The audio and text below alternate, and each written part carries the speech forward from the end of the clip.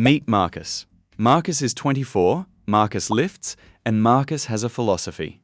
If one energy drink works, then 12 energy drinks work 12 times better. Marcus is about to discover that his heart does not share this philosophy. Here is his afternoon. Lunch, 3 cans. 2 o'clock, 3 more. Because the first 3, quote, didn't hit. Gym bag, a 6-pack, like a man packing for a camping trip. He will not be attending.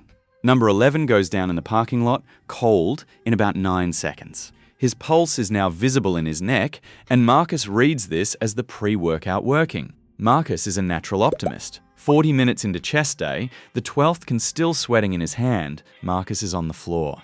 His heart hasn't stopped. It's worse than that. It's fibrillating. 300 beats a minute of pure electrical noise, and not one of them is moving any blood to his brain. And it did not come out of nowhere.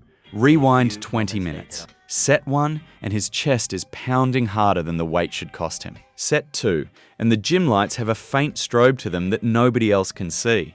He racks the bar early because his hands are shaking, sits down on the bench, and the room tips sideways like a boat.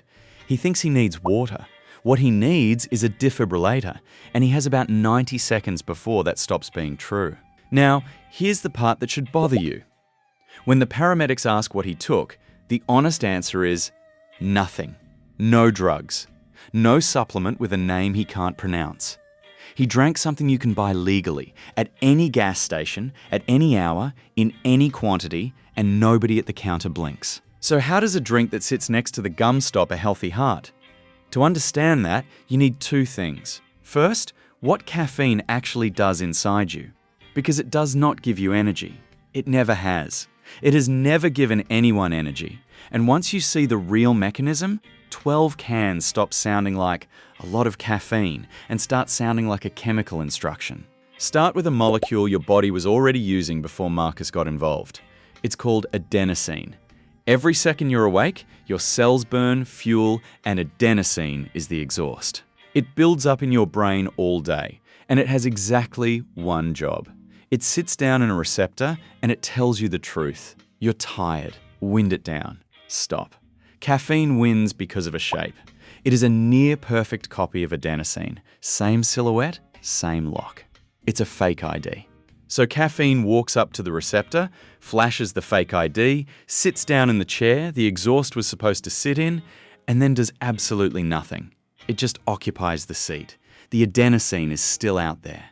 The exhaust is still piling up behind the door. Your body is still screaming stop. The message just can't reach the front desk because caffeine is sitting at the front desk pretending to be furniture. You didn't get energy. You paid $4 to gag the messenger. The debt is still running. You just stopped getting the statements. And at 1 cup, that's the whole story. Your body absorbs it, clears it, and everyone goes home fine. Marcus did not drink 1 cup. Marcus put roughly 1,200 milligrams of caffeine into his bloodstream in under 6 hours. And past a certain concentration, caffeine isn't just loitering in your brain anymore. It picks up a second job, in an organ where nobody wants a caffeinated employee making decisions. Your heart muscle runs on calcium. Every single beat is one clean pulse of calcium flooding into the muscle cells to make them squeeze, and then getting pumped back out so they can relax. Squeeze, relax. Squeeze, relax. The relax half is not optional. That's the part where the chamber refills with blood. A heart that only squeezes is not a heart. It's a fist. At high doses, caffeine jams open the little gates that store that calcium. So the calcium comes flooding out when it isn't supposed to, and the muscle cells start firing on their own schedule. Not the neat, top-to-bottom wave that pushes blood, but 1,000 cells twitching out of sync, all at once. That's the fibrillation. That's the 300 beats that move nothing. The pump forgot how to relax, so it forgot how to fill, so there was nothing left to push. And here's the twist. Because it would be easy to walk away thinking 12 energy drinks, obviously, case closed.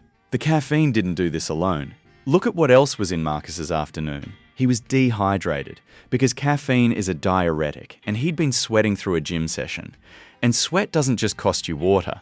It carries potassium and magnesium out with it, the exact minerals that keep the heart's electrical rhythm steady. Then he did the one thing you're not supposed to do while your heart is chemically on edge. He exercised. He flooded his own system with adrenaline, which tells the heart, faster, harder, now. So the real villain was never a single can. It was a stack. A jittery, dehydrated heart, stripped of the minerals that keep it calm, dumping calcium it couldn't control, getting screamed at by adrenaline to go faster.